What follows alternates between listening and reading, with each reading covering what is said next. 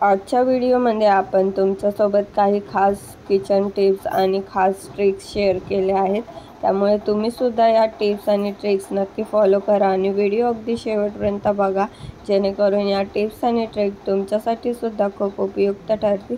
चला तर मग वेळ न घालवता व्हिडिओला सुरुवात करू। आपल्याकडे अशा टिकल्या असतात ज्या लावल्यानंतर त्या लगेचच निघतात, त्या जास्त चिकट नसतात, तर त्यासाठी त्या थोडे 5 मिनिटे फ्रीजमध्ये ठेवायचा, जेणेकरून त्या जास्त चिकट होतात आणि दीर्घकाळ त्या तशाच तशा राहतात। आपल्याकडे जे असे फेस मास्क असतात ते आपण फेकून देतो, तर सुरुवातीला आपल्या त्याच्या बाजूचे दोन्ही हँडल्स आहेत, जे धागे आहेत ते काढून टाकायचे। त्यानंतर वरती आपल्याला अशा पद्धतीने जे स्टिक केलेले आहेत ते सुद्धा आपल्याला काढून घ्यायचं आहे आणि मास्कच्या वरती जो आपल्याला व्हाईटवाला भाग दिसत आहे तो आपल्याला काढून घ्यायचा आहे। तर अशा पद्धतीने तुम्ही हे मास्क फेकून न देता याचा खूप सुंदर असा उपयोग करू शकता। बऱ्याच वेळेस आपला चष्मा पुसण्याचा जो क्लॉथ असतो तो हरवतो किंवा तो खराब होतो, तर अशा वेळी आपण चष्मा असतो तो नॉर्मल कपड्याने पुसतो। तर नॉर्मल कपड्याने आपण चष्मा पुसल्यामुळे चष्म्यावरती स्क्रॅचेस येऊ शकतात आणि चष्मा आहे तो लवकर खराब होऊ शकतो। तर अशा वेळी आपण या मास्कमधल्या या पांढऱ्या अशा कापडाचा आपण खूप छान असा उपयोग करू शकतो।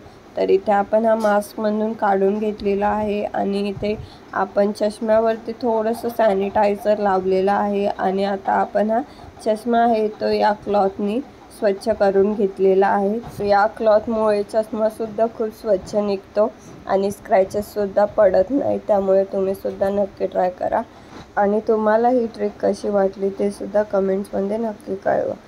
आपल्या सर्वांच्याच घरी असे छोटेसे रसगुल्ल्याचे किंवा गुलाबजामुनचे डबे असतात, तर त्याला आपण मेजरमेंटसाठी यूज करू शकतो। 1 किलोच्या मेजरमेंटसाठी आपण या डब्यांचा यूज करू शकतो। हे अगदी परफेक्ट मेजरमेंट आहे।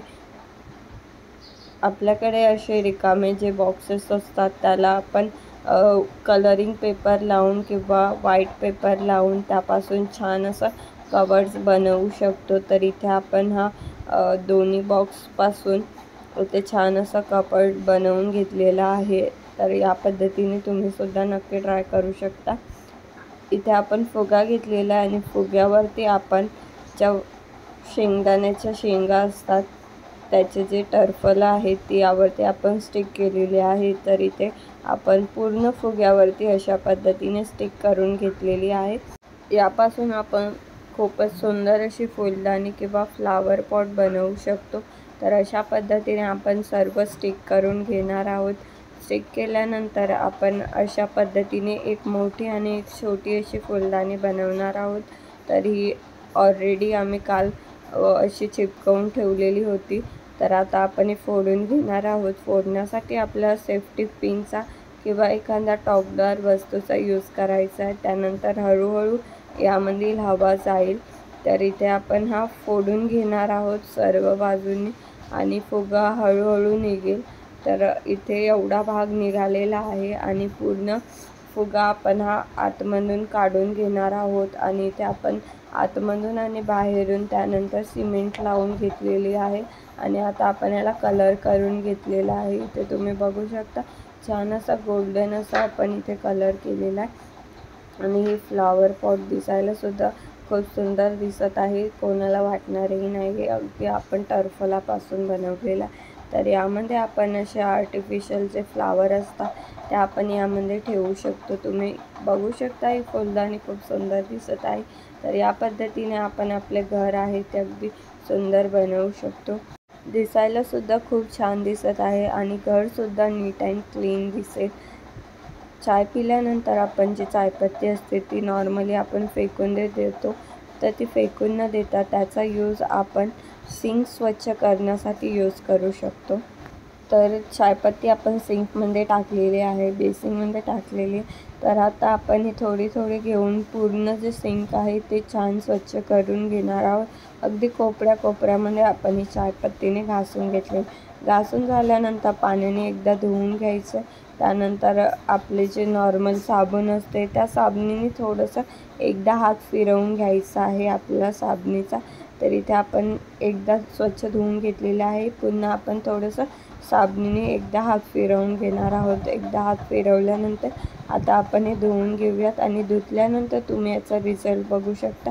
याचा रिझल्ट बघून तुम्ही सुद्धा आश्चर्यचकित व्हाल. इथे आपण साबणाने सुद्धा घासून घेतलेलं आहे. आता आपण यावरती पाणी टाकून हे सिंक धुवून घेणार आहोत. तर तुम्ही बघू शकता बेसिंग अगदी नव्यासारखं चमकत आहे. तुम्ही सुद्धा नक्की ट्राय करून बघा. बऱ्याचदा आपण काही गाळण्यासाठी अशा पद्धतीने गाळणी आणि भांड्याचा यूज करतो. तर गाळणी सारखी पडत असेल तर आपल्याला कोणताही चमचा घ्यायचा आहे, तो या चाळणीच्या या जो अडकवण्याचा भाग आहे त्यामध्ये घालायचे आणि अशा पद्धतीने ठेवून द्यायचं. आता आपण काहीही याने अगदी आरामात गाळू शकतो. अशा पद्धतीने काही उत्तानं ते आहे ते डब्याला लागतं. जर आपण समजा तेल वगैरे असेल तर डबा तेलकट होऊ शकतो. तर त्यासाठी असा एक चम्मच घ्यायचा आणि चमच्यावरती आपल्याला टाकायचं. यामुळे ते खाली सांडणार नाही. तर तुम्ही सुद्धा आजच्या व्हिडिओमधल्या या टिप्स फॉलो करायला विसरू नका. आजच्या व्हिडिओतील कोणती टिप्स तुम्हाला सर्वात जास्त आवडली ते सुद्धा कमेंट्सद्वारे कळवायला विसरू नका. व्हिडिओ हेल्पफुल वाटला असेल तर व्हिडिओला लाईक करा, शेअर करा. चॅनलला तुम्ही अजूनही सबस्क्राईब केलं नसेल तर लगेचच सबस्क्राईब करून घ्या. आता आपण भेटूया पुढच्या व्हिडिओमध्ये नवीन टिप्स आणि ट्रिक्ससह. तोपर्यंत व्हिडिओ पूर्ण अगदी शेवटपर्यंत बघितल्याबद्दल धन्यवाद.